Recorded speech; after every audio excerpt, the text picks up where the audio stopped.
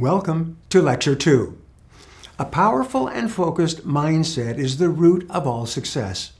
It can do more to help you rise to the top of your field than perhaps any other single factor.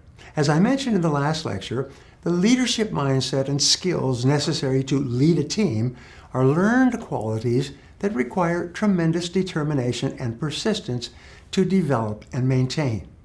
But they are learnable with repetition and practice. And they'll put you on the path to self-mastery incredibly fast. The key to learning these skills and finding success as a leader is control. The discipline of control, of self-control and self-responsibility is the true mark of the leader and of the exceptional person in every area.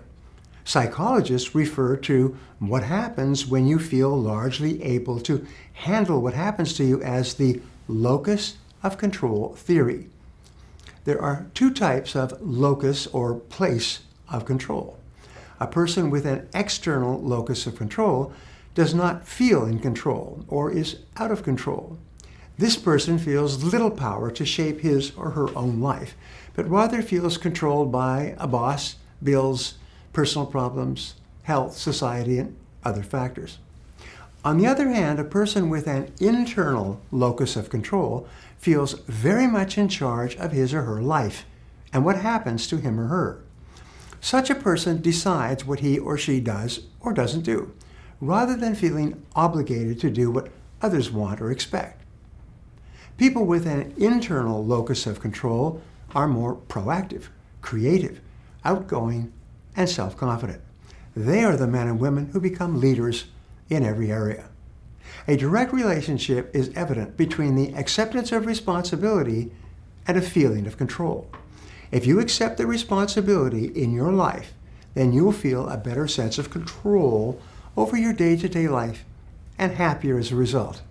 Therefore, your objective throughout this course should be to develop an internal locus of control and to become a powerful, confident, take-charge leader in control of yourself, your environment, and others. So to help you develop an internal locus of control, we'll explore exercises and scenarios that will help reinforce personal responsibility and power. For example, here are 4 scenarios of true leader behavior that we'll discuss. Number 1, a leader never makes excuses if things go wrong or if he or she drops the ball occasionally. Instead, a leader says, "No excuses. I did it or I didn't do it, but I have no excuses."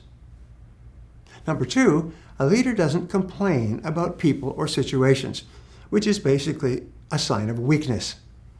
When a leader is not happy with the situation, he or she does something about it and takes action. If the leader can't take action, he or she accepts the situation and moves on. Number 3, a leader does not criticize others.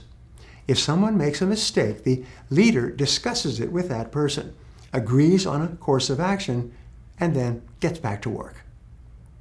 And number 4, especially, a leader does not blame other people or circumstances for the current situation. Instead, leaders accept responsibility and get busy doing something to fix the problem. Perhaps the most powerful words you can use to take full control of your emotions and the situation are the words, "I am responsible." The minute you say, "I am responsible," you are back in charge. When you say, "I am responsible," you become calm, clear, and positive once more. So take a moment and say out loud to yourself, "I am responsible. I am responsible. I am responsible." Personally, I repeat this phrase out loud to myself several times every day. Each day, it helps to remind me that I and only I am responsible for my own success.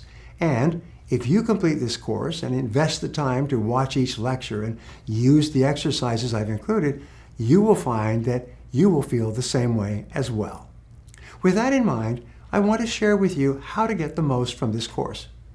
First, go through each section and lecture, taking time to watch certain sections twice or multiple times so that you feel you've really digested the information.